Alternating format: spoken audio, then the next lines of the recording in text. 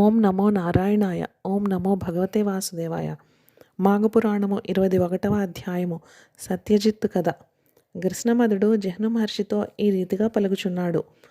గుహ్యకుడు పారిజాతవనమందు కుంటివాడై పడి ఉండుట చేత దేవేంద్రునకు పుష్పములు చేరలేదు. దేవేంద్రుడు అందులకు కారణమేమి అని ఆలోచించి విచారించిన వాడై సమీపమునందు గల దేవతలతోటి ఇట్లు పలికెను.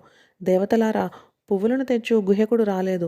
కారణం తెలియదు. ఇంద్రుడు ఐరావతమును ఎక్కి దేవగణ సహితుడై తొందరగా పారిజాత వృక్షము గల పుష్పవాటికకు వచ్చెను. అచ్చట గల పువ్వులు అన్నింటినీ కూడా దేవేంద్రాది సమస్త దేవతలు కోసిరి.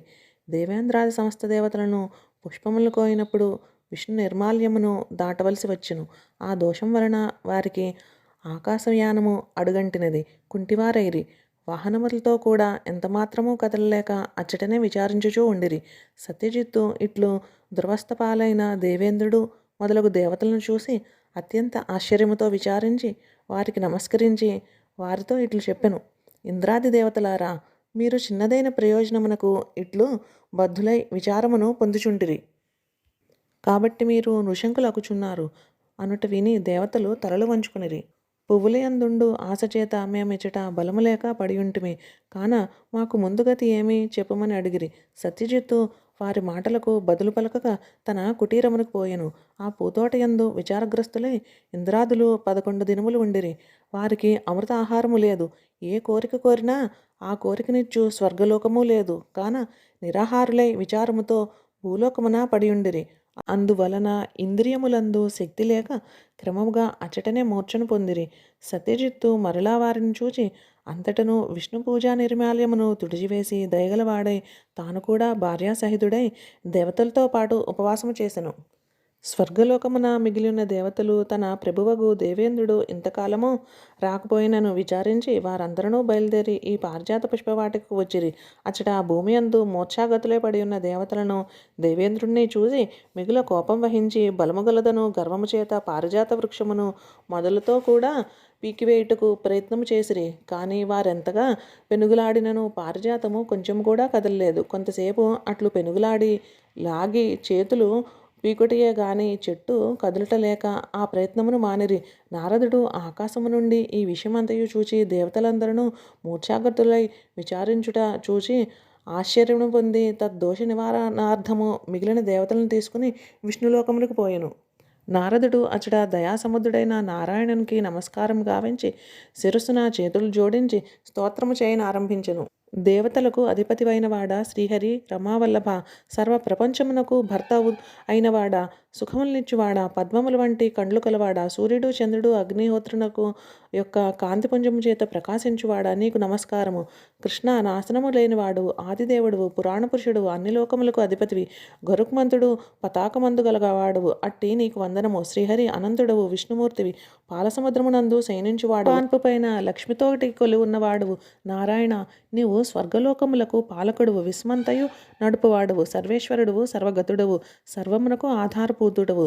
ఈ ప్రపంచమంతయు నీవే సృష్టి చేయుచున్నావు. నీవే సత్యమైన స్వరూపము కలవాడువు.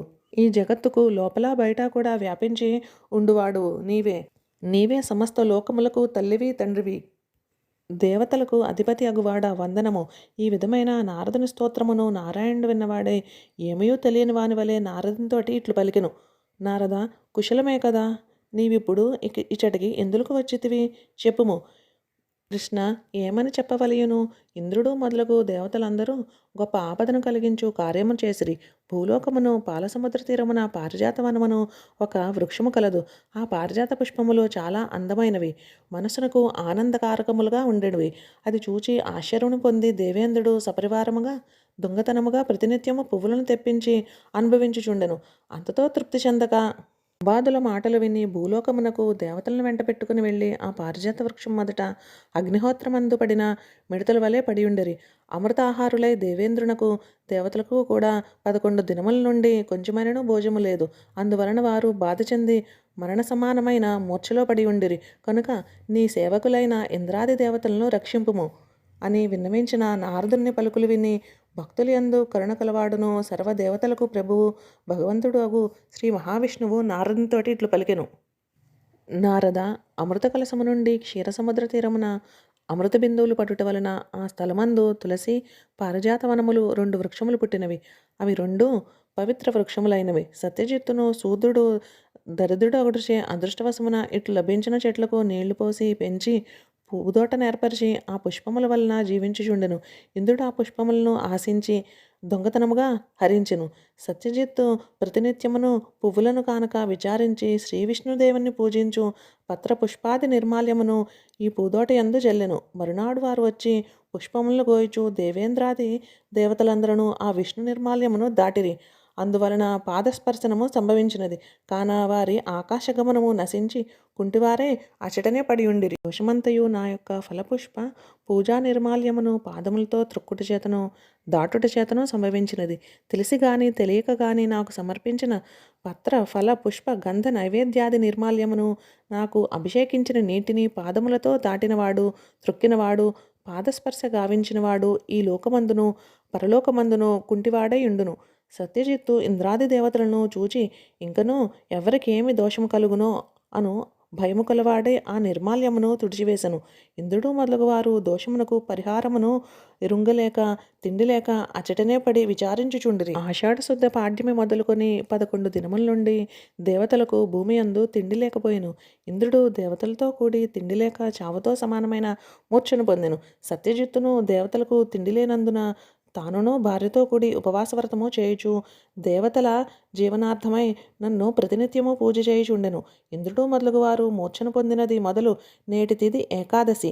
ఈ ఏకాదశి తిథియందు సత్యజిత్తు భక్తి గలవాడై షోడశోపచారముల చేత నన్ను పూజించి నా సన్నిధిని నారాయణ మంత్రమును జపమాచరించి రాత్రి అంతయు జాగరణము చేసిన నేనతనికి ప్రసన్నుడును కాగలను. నారదునకు శ్రీ మహావిష్ణువు ఆజ్ఞనివ్వగా హరిభక్తియందు ఆసక్తి గల నారదుడు హరిని పూజించి ఆకాశ మార్గమున అచట నుండి కదిలి వెళ్ళెను. ఇది స్కాంద పురాణ అంతర్గతమగు మాఘ పురాణము 21వ అధ్యాయము సమాప్తము.